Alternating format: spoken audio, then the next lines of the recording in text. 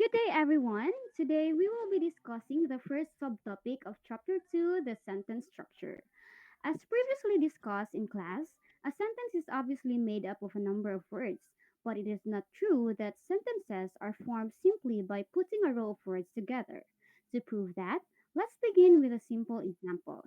We have the sentence, Sid saw Wendy. In this sentence structure, we have a verb and two arguments, wherein Sid is the experiencer, taking the first position, saw is the verb in the second position, and Wendy is the theme in the third position. Now, consider a slightly different version. Yesterday, Sid saw Wendy. Although yesterday has been added to the beginning and the other words have shifted positions, the grammatical roles of Sid, saw, and Wendy remains the same. This shows that word order can change, but grammatical roles do not necessarily change with it. This leads to an important point that grammatical structure is not always based on the linear order of words, but rather on how each element functions with the sentence. In other words, grammar is more about structure than sequence. Another example that supports this idea is sentence embedding. We have two sentences here. Joff jeopardized the expedition, and Kate claimed Joff jeopardized the expedition. What we noticed here is that the part in brackets in B is exactly the same as the full sentence in A. The structure and the roles of the words, like who did what to whom, remain unchanged in both cases. This tells us that the sentence in B isn't just a simple sequence of words. Instead, it shows us that sentences have internal structure. The structure is built from units like phrases or even full sentences that can be nested within each other. So, a sentence can be made up of parts that are themselves complete and meaningful structures.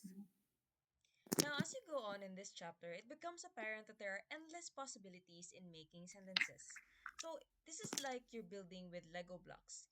Each sentence is like a Lego piece, and some sentences can actually fit inside other sentences, just like stacking Legos.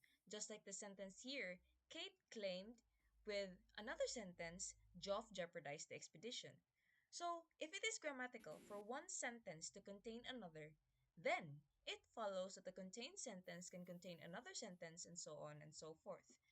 This is so exemplified when we look at this rhyme. Next, please. So, look at this nursery rhyme. This is the house that Jack built. This is the malt that lay in the house that Jack built.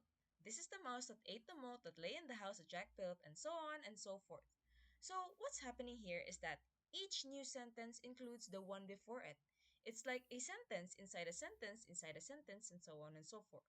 So, grammatically, according to the rules of language, there is no rule saying that you have to stop. You could, in theory, build a sentence forever. Next slide, please. In fact, there should be no limit to how many sentences can be contained to one another. However, this is not possible in real life as humans have limits. But let us remember that humans may have limits, but grammar doesn't.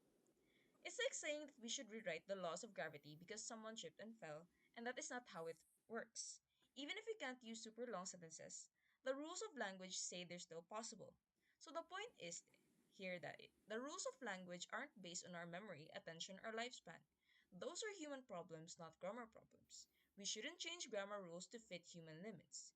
Grammar describes what's possible in language, not what's practical for people. Hence, next slide please. Let us therefore assume the grammar to contain a rule which informally might be stated as follows. A sentence can be made up of at least words and sentences.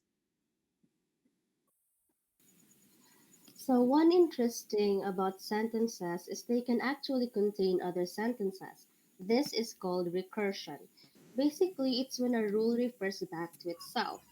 This is important in how language works because think about it. Humans can say an infinite number of things, but our brains can only handle limited information. That's where recursion comes in, and with just a few rules, we can generate endless sentences. In linguistic terms, I language uses these recursive rules to form E language, which is everything we actually say. Next slide, please. Next slide, please. Okay. So this rule might look a little technical, but it's actually straightforward. The arrow here just means that the sentence is made up of what is on the right. The asterisk here stands for the number of words or sentences that you want to add in a sentence or a word. Basically, it's saying that a sentence can be a bunch of words or even include sentences too. However, this is not a perfect rule for how English really works. It is more of just to show how we can start writing rules in a clearer way. Now, we'll build on this later to make it more accurate because this is just a foundation of a broader topic. Thank you for watching.